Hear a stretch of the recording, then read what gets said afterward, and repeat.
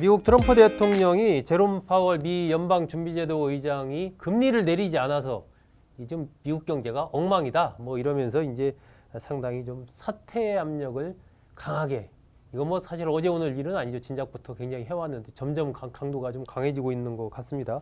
그리고 트럼프 대통령의 측근들 공화당 쪽에서도 계속해서 압력을 넣고 있는 그런 상황입니다. 그런데 이게 연준이 뭐 독립기관인데 이런 식으로 계속 압력을 넣어서 만약에 물러나게 된다면 이게 또 세계 경제에 미치는 영향이 만만치 않을 것으로 이렇게 예상이 됩니다. 자, 이 문제 이현우 기자와 함께 좀 자세히 알아보겠습니다. 자, 이현우 기자, 이게 뭐 트럼프 대통령이 이게 뉴스에서 저도 몇 번 봤거든요. 예. 근데 이게 계속해서 정말 이렇게 이 파월 의장이 몰아내려고 하는 그 이유가 뭐예요? 네, 일단은 뭐 파월 의장 사임과 관련을 해서는 네. 이제 트럼프 대통령이 계속 이제 말을 번복을 하고 있는 부분도 있습니다. 어떻게 해요? 이제 계속 미국에 해야하게 된다. 빨리 아. 사퇴를 압력을 넣으면서도 또 아하. 한편으로는 아직 사임시킬 구체적 계획은 없다. 이러면서 완급 조절은 좀 하고 있는데요. 일종의 양동 작전이군요. 그렇습니다. 측근들 근데 이제 트럼프 대통령의 측근들은 계속 이제 스스로 사임을 해야 된다. 이런 식으로 압력을 넣고 있는 상황입니다. 네. 사실 이게 파월 의장이 결국 트럼프 대통령의 바람대로 금리를 낮추지 않기 때문에 굉장히 마찰이 발생한 걸로 여겨지고 있는데요. 네. 트럼프 대통령은 지난 대선 공약 때부터 미국의 금리가 너무 높다. 그래서 결국에는 내 임기 시작 이후에는 이제 적어도 3%포인트 이상 낮추겠다 이렇게 공약을 했었습니다. 공약을 아예 했군요. 예, 근데 파월 의장은 그러한 요구와 상관없이 지금 금리 인하 정책 속도 조절을 계속 하고 있는 상황인데요. 이게 또 그럴 수밖에 없는 게 지금 함부로 금리를 이제 한꺼번에 내릴 경우에 엄청난 인플레이션 쇼크가 올 수 있다는 분석 때문입니다. 그래서 미국 경제 상황이나 여러 글로벌 경기 데이터를 분석을 해서 이제 계속해서 속도를 이제 완급 조절을 하고 있는 상황인데요. 네. 문제는 트럼프 행정부 입장에서는 이게 이제 상당한 압박으로 다가오고 있다는 겁니다. 이게 지금 뱉어놓은 말이 있으니까. 되토는 말도 있고요. 또 트럼프 행정부가 최근에 대규모 감세안을 했습니다. 네. 그러다 보니까 이걸로 뭐 머스크와도 상당히 불화가 있었고 그랬는데요. 예. 네, 결국에 이게 정부 예산이 급격하게 줄어들 수밖에 없는 상황인데, 근데 지금 기준금리가 굉장히 높기 때문에 지금 아직도 4.5%나 되는 상황이거든요. 그러면은 이 국채 이자 부담이 이제 재정에 굉장히 압박을 줄 수가 있습니다. 창고가 계속 그냥 하루가 다르게 비어가는군요. 네, 그렇습니다. 그러면은 결국엔 정책 자금을 움직일 여지가 계속 좁아지기 때문에 네. 트럼프 행정부 입장에서는 빨리 연준이 금리를 내리라고 이제 압력을 가할 수밖에 없는 상황이라고 합니다. 이 여기에 대해서는 미국 경제계에서도 상당히 의견이 엇갈리고 있는데요. 지금 금리를 내려야 한다는 그런 주장을 하는 쪽에서는 지금 뭐 표면적으로는 미국 경제가 탄탄해 보여도 뭐 실업률도 높아지고 있고, 그러니까 잘못하면은 실기를 할 수 있으니까 네. 빨리 이제 금리를 내려야 된다 그런 주장을 하는 쪽도 있고, 또 한편에서는 근데 그랬다가 인플레가 너무 심해져서 그 소비가 꺾이면은 미국 경제가 더 안 좋아진다 이런 이야기도 있기 때문에 좀 바로 결정을 내리기는 어려울 것 같습니다. 근데 뭐 뉴스에서 보면 트럼프 행정부의 그 스콧 베센트 재무장관은 파월 의장을 해임하면 안 된다. 이게 트럼프 대통령이랑 좀 다른 얘기를 하는 것 같은데, 그 베센트 장관이 그렇게 얘기하는 어떤 이유가 있을 것 같은데요. 네, 이제 아무래도 베센트 장관이 이렇게 트럼프 대통령을 말리고 있는 이유는 크게 정치적 이유와 경제적 이유 이렇게 두 가지가 동시에 작용하는 걸로 보이는데요. 네. 일단 아까 말씀해 주신 대로 연준이란 조직 자체는 이제 미국 정부 조직과는 연관이 없습니다. 아예. 이 독립적인 기관인데요. 네. 대통령이 의장의 선임이나 해임과 관련을 해서는 사실 권한이 없는 상태입니다. 네. 이게 사실 우리나라 한국은행이나 뭐 다른 나라 중앙은행들을 생각하면은 좀 이해하기 힘든 구조긴 한데요. 사실 연준이 하는 업무는 이제 중앙은행과 똑같습니다. 그런데 이제 다른 나라 중앙은행들과 좀 조직이 다르게 된 이유는 이게 미국이 이제 연방국가라는 특성이 있기 때문입니다. 국가 구성된 특성 속에서 이 연준도 나오는군요, 같이. 예, 사실은 이 연준이라는 조직이 만들어진 이유는 이제 1907년에 미국에서 대규모 뱅크런 사태가 발생을 한 적이 있습니다. 이거를 수습하는 과정에서 이제 국가 중앙은행이 필요하다. 그래서 이제 1913년에 만들어지긴 됐는데요. 당시에 주 정부들이 만약에 만약 연준이 다른 나라 중앙은행처럼 행정부 산하로 들어가게 되면은 어허. 우리는 설립에 반대하겠다고 아예 나섰었습니다. 아, 처음부터. 예, 그래서 이제 행정부가 개입을 할 수 없도록 별도의 이제 연방준비제도 이사회를 만들고 음흠. 여기서 의장을 선출하도록 아예 독립적 조직으로 만들었는데요. 네. 그래서 또 임기도 미국 대통령이랑 똑같이 이제 4년의 중임제입니다. 어. 8년까지 할 수 있습니다. 뭐 트럼프 대통령이 뭐라고 할 제도적으로 본다면 소지가 없는 기관이네요. 예, 소지도 전혀 없고요. 그 또 하나 문제가 이 제롬 파월 의장이 2018년에 트럼프 대통령이 임명한 사람입니다. 아, 본인이 임명했어요 본인이 그때? 임명한 사람. 이 당시 제닛 옐런 그 연준 의장이 이제 재임을 할 수 있었는데 네. 그 사퇴 압력을 넣어서 아. 사퇴를 시키고 앉힌 사람이거든요. 업보가 있네요. 그렇습니다.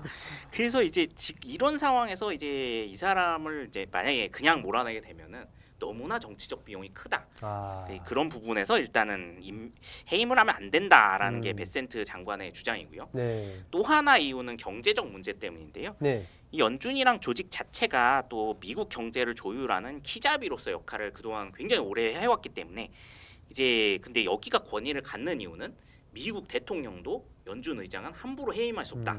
이 권위가 있기 때문입니다. 근데 이제 트럼프 대통령이 지금 뭐 연준 관련해서 뭐 건물 리모델링 비용이 왜 이렇게 비싸냐? 아, 3조가 아, 넘는 다른 걸로 이제 트집을 잡는군요. 예, 그렇습니다. 그러면서 이제 정치적 문제로 이걸 몰아가서 만약에 이제 연준 의장을 교체를 하게 된다면은 네. 그러면은 이제 연준에 대한 신뢰도가 한꺼번에 무너질 수가 있고 또 그러면은 공포 심리가 시장에 퍼지면서 금리가 반대로 대폭 상승할 수 있다는 겁니다. 네. 예, 베센트 장관이 이제 파월 의장 해임을 반대한 주된 이유도 이제 만약에 그렇게 해임을 하면은 최소 0.5% 이상 금리가 오를 수 있다. 아, 이 얘기로 이제 트럼프 대통령을 설득했다고 알려져 있습니다. 음. 더구나 파월 의장 임기가 사실은 내년 5월까지로 이제 또 1년도 안 뭐 남았거든요. 얼마 안 남았네요. 그렇습니다. 아, 그래서 그런 엄청난 정치적 비용 그리고 이런 너무 위험한 경제적인 모험을 하면서까지 교체를 해야 되느냐 이런 이야기 때문에 아마 말린 걸로 보여지고 있습니다. 아, 트럼프 대통령의 그 파월 의장에 대한 압박 이런 것은 약간의 좀 투정적인 성격이 있다고 좀 봐야 되겠네요. 네, 아무래도 그런 부분이 어, 있는 근데 것 어쨌든 같습니다. 파월 의장 입장에서는 뭐 계속해서 이렇게 트럼프 대통령이 얘기하고 공화당에서도 비슷한 얘기하고 이러면은 기분도 나쁠 거고 또 심리적인 압박도 받을 거고 그러면은 에이 그만두겠다 그럴 수도 있잖아요. 만약에 그런 일이 발생하면 어떻게 되는 거예요? 네, 지금 그게 뭐 트럼프 대통령이나 트럼프 대통령 측근들이 원하는 그림이긴 한데요. 네, 이제 사실 미국 경제학자들 중에서도 이제 정부랑 계속 충돌하지 말고 차라리 관두고 네. 후임자한테 탄탄한 자리를 물려줘라 이렇게 이야기를 하는 사람도 있긴 있다고 합니다. 네. 어차피 정부랑 손발이 맞아야 하는 자리인데 음, 계속 이제 반목을 할 거면은 차라리 이제 자리를 내놓는 게 낫지 않냐. 아까 말씀드린 대로 이 전임인 제닛 옐런 의장도 그런 부분 때문에 이제 연임에 도전하지 않고 자리를 내놓은 전례도 있기 때문에 네. 이제 내놓는 게 낫지 않냐 그런 이야기도 나오고는 있는데요. 음, 하지만 이제 그 일로 벌어질 후폭풍이 이제 전하고는 차원이 아예 다른 문제이기 때문에 그래서 파월 의장 자신도 이제 그만둘 의사는 전혀 없다. 이게 음흠. 배수진을 친 상태입니다. 네. 이제 그만둘 의향이 있냐는 질문이 지금 뭐 계속 수도시 나오겠죠. 쏟아지고 있는데 네. 이제 계속 얘기하는 게 내가 순직을 하면 어쩔 수 없지만 음, 이제 그게 아니라면 그만둘 일은 절대 아, 없다. 스스로 이렇게 그만둘 일은 전혀 예. 없다. 그렇습니다. 음, 근데 만약에 그럼에도 불구하고 결국에는 이제 참지 못하고 만약에 그만두게 된다면 엄청난 파장을 낳을 걸로 지금 보여지고 있습니다. 네. 이제 정말로 정부에 의해 쫓겨나듯이 나가게 되면은 앞으로의 금리 정책을 정부가 어떻게 펴든 이제 미국 시장에서 과연 그것을 이제 용인을 할 것인가 그리고 신뢰를 할 것인가 그게 가장 큰 문제인데요. 네. 실제로 이제 2023년에 엄청난 인플레이션을 겪었던 튀르키예처럼 이제 금리 정책을 시장이 아예 믿지 못하는 사태가 발생할 수 있다 이런 우려도 나오고 있습니다. 네. 당시 튀르키예는 에르도안 대통령이 이제 자신의 3선 집권을 앞두고 금리를 올리겠다고 하는 중앙은행장을 해임해 버렸습니다. 그러고서 저금리 정책을 밀어붙였다가 자신이 재선되자마자 금리를 이제 기존 8%에서 60%로 올렸습니다. 야, 엄청나게 올렸군요. 지금 그나마 금리가 낮아졌는데 네. 아직도 지금 기준금리가 46%고 사실상 사람들이 튀르키예 화폐를 아예 쓰질 않고 있습니다. 네, 네. 그런데 이제 미국은 기축통화 국가이기 때문에 이런 일이 발생하면 세계 경제가 박살이 날 수 있어서 큰 혼란이 올 것 같은데요. 예, 그것 때문에 아마 그런 책임감에 의해서라도 음. 스스로 그만두지는 못하지 않을까 그런 이야기들이 나오고 있습니다. 예, 참 그래도 참 사람 일이라는 게 이게 알 수가 없어서 이게 뭐 계속해서 자리에 있으면 있는 대로 계속 물러나라고 할 거고 예. 또 그렇다고 물러나면 또 경제가 큰 혼란에 빠질 거고 이게 여하튼 쉽지 않은 문제 같은데 앞으로 이 문제 그러면 어떻게 귀결될 것 같아요? 전망을 어떻게 봐야 됩니까? 네, 일단은 뭐 다행스러운 점은 아직 뭐 베센트 장관 외에도 트럼프 대통령 측근 인사나 공화당 내부에서도 연준 의장 해임은 좀 너무 많이 나갔다. 아, 그건 아니다. 예, 좀 반대하는 사람들이 아직은 좀 많다는 부분은 이제 좀 안심스러운 부분인데요. 네. 그리고 지금 트럼프 행정부 내부에서도 만약에 이제 지금 연준 의장을 해임을 하고 이제 연준 쪽을 건드리게 될 경우에 지금 미국의 관세 협정을 주도하는 상황에서 미국 경제가 너무 흔들릴 수 있다. 이런 우려가 나오고 있습니다. 네. 그리고 또 오히려 협상을 하는 주체 국가들도 이제 미국 경제가 흔들리게 되면은 그거를 또 이제 약점으로 보고 협상이 오히려 질질 끌어지거나 네, 네. 아니면 엎어질 위험성이 있기 때문에 현상 유지를 해야 된다. 이런 지금 의견이 아직은 지배적인데요.